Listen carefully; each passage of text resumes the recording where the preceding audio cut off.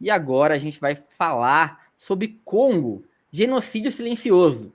ONU denuncia a catástrofe infantil na República Democrática do Congo.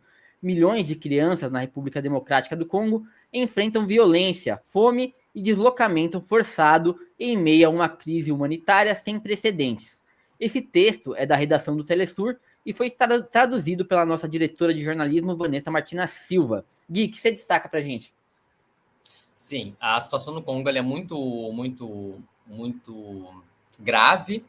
É um país que sofre esse genocídio há muito tempo, sofre com uma crise humanitária profunda há muito tempo. E o que a gente observa também é que não existe tanta atenção a esse país na grande mídia. Isso é um grande problema, né? A gente acaba não vendo a gravidade do que está acontecendo lá. Então, o texto ele aponta o seguinte, né? Que segundo a ONU, as crianças estão sofrendo, né, com uma fome, né? Então a gente tem lá 26 milhões de pessoas passando fome e 14,5 milhões são crianças. E aí, o panorama, depois a gente vai comentar um pouco melhor do Congo, é que existem conflitos armados lá há muito tempo por conta de disputa de controle de minerais muito valiosos e esses confrontos acabam desencadeando outros tipos de violência. Há pelo menos 120 grupos armados no Congo. Um deles é o M23, que é um grupo terrorista apoiado por Ruanda. E esses confrontos, né, acabam atingindo as crianças deslocadas e também as que são vítimas de extrema pobreza. Em janeiro, por exemplo, teve um massacre lá e 45 menores de idade que viviam num centro de acolhimento foram assassinados. A violência sexual, segundo o texto, é uma realidade do cotidiano. E também existe o recrutamento forçado, né? Então, esses grupos armados, eles vão atrás dessas crianças em extrema pobreza e as obrigam a fazer parte dessas lutas, desses confrontos. E, além disso, tem os ataques à infraestrutura, que acabam também impedindo que as crianças e a população, no geral, acessem serviços como educação e saúde. Então, esse é o panorama muito grave que a gente tem lá. Também, em relação aos deslocados, são 6,7 milhões de deslocados e 40% são menores de idade. Gui, quando a gente escolhe esse texto aqui para trazer no redação, é importante a gente falar para as pessoas como o Ocidente, que se autoproclama guardião da democracia e dos direitos humanos, fecha os olhos para esse massacre e para países como o Congo, né? Como a democracia do Congo. Enquanto suas corporações continuam saqueando os recursos naturais do país, as mesmas potências que financiam guerras na África posam de humanitárias em conferências internacionais. Então, assim, é muito importante que vocês leiam essa matéria. Eu até deixei mais um pouco aqui o título para vocês procurarem, antes da gente trocar para a tela mais interativa, porque esse texto é um texto que vocês não vão ver em qualquer lugar. É um texto muito difícil de achar. Um texto que teve uma sensibilidade aí da nossa diretora para traduzir esse texto, pegar um texto, porque você não vai achar em qualquer mídia independente. Você pode procurar aí em qualquer mídia independente. Eu fiz o trabalho, eu dei uma procurada, você não acha. É muito difícil achar esse conteúdo traduzido.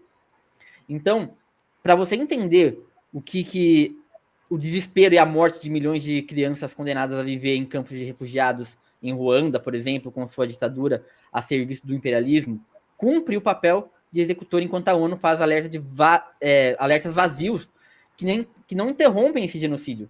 Então a gente fala muito de genocídio de Gaza aqui, a gente acha super importante, mas é também importante dar visibilidade para esse genocídio que acontece até de forma mais grosseira, digamos assim, sem nenhum respeito aos direitos humanos e sem câmeras para filmar o que está acontecendo.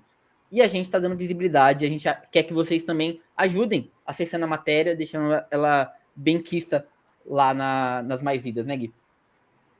Sim, sim. E não só no Congo, né? Tem vários países ali na África e também na Ásia, no Oriente Médio, que enfrentam crises muito graves mesmo, e não recebem a atenção devida.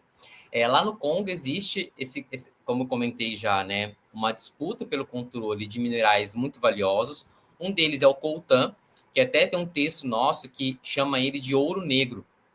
Ele é muito valioso e usado para baterias, não são baterias na verdade, mas para construção de celulares, então ele é muito, muito importante.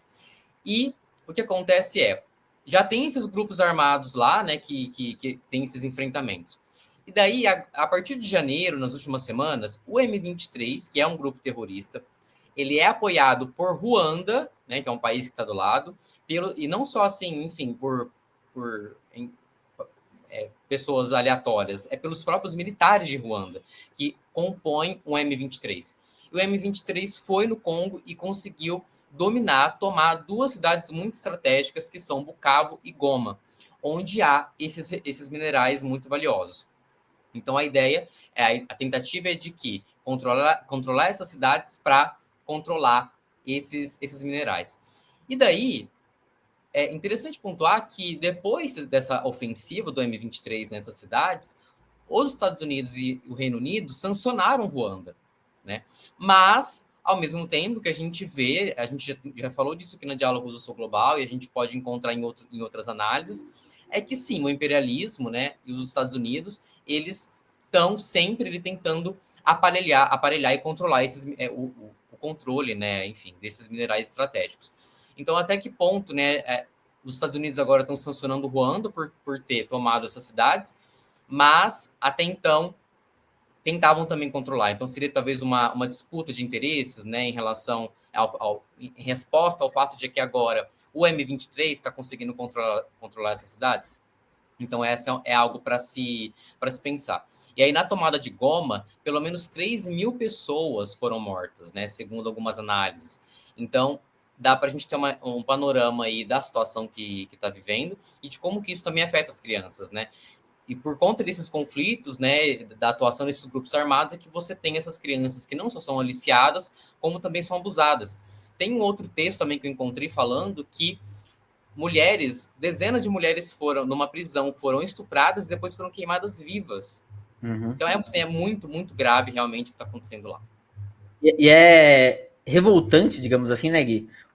Como o sangue dessas crianças é o preço pago por coisas como o coltan, que abastecem os celulares, pelos diamantes que enfeitam os ricos e pelo cobalto que movimenta a indústria. Enquanto isso, os assassinos de gravata de Washington, Bruxelas e etc., seguem negociando a destruição de países inteiros sem jamais serem responsabilizados. Então, é importante também entender como que funciona a lógica do imperialismo ativamente trabalhando o genocídio em países. A gente fala muito, como eu disse, de Gaza aqui, mas nesses países, como eu vou falar, a entrada do imperialismo é muito mais ampla, digamos assim, e por motivos fúteis. Motivos de ter um celular mais barato para os americanos, e aí eles destroem e matam crianças por conta disso. Sabe, tipo, praticamente se denominando como uma raça superior. É absurdo, assim. Quando você vai lendo o texto, né, Gui, você fica abismado com as coisas que um ser humano pode fazer em troca de nada, né? Tipo, um pouquinho de vantagem econômica. É incrível. Quer girar, Gui? Quer falar mais alguma coisa? Eu só ia comentar também, só para fechar, que nós publicamos um texto no ano passado falando sobre uma tentativa de golpe de Estado no Congo, no caso, seria para derrubar o presidente Félix a pronúncia é Félix Tshisekedi, que é o presidente do Congo no momento, e houve uma tentativa de golpe lá para derrubar ele. Esse golpe tinha envolvimento dos Estados Unidos, segundo o texto que nós publicamos. Então, isso também ajuda a entender até que ponto, né, existe o envolvimento dos Estados Unidos nessa ofensiva do M23, por exemplo, para atacar o Congo, e até que ponto essas sanções que os Estados Unidos estão aplicando são realmente efetivas, né? Tentam trazer alguma normalidade para o país.